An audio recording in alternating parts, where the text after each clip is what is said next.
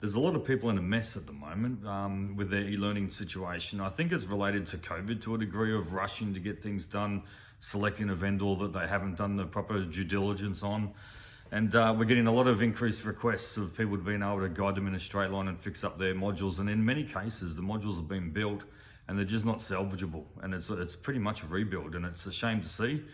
And it's a really horrible situation for them to find themselves in. So I thought I'd just do a quick video to share a few tips that might mitigate the risk if you're working with someone and you're a little bit apprehensive about they talk the talk, but can they walk the walk? So what I would suggest is make sure it's a very lockstep approach in terms of signing off on an agreed storyboard or the visuals or the online build. But any step in that process you think that they're not understanding, or there's a disjoint in expectations of quality or whatever it might be, then ask for a sample of what they've done or show them where we're at.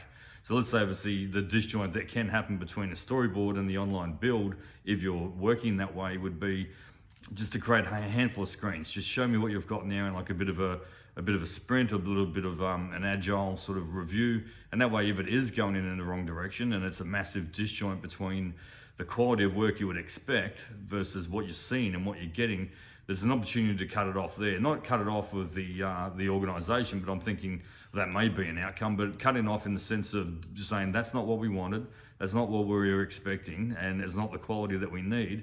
And steer them in the direction that you need, and make sure that you and the organization or the vendor gets on the same page, and then hopefully that project will then steer in a straight line and you'll get an outcome that you need. Don't wait to the very last minute to find out it's not what you want.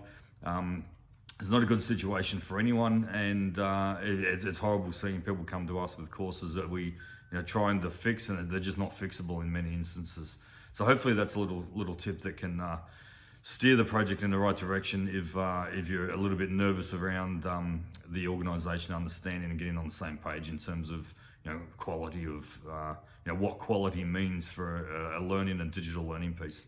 Right, thanks.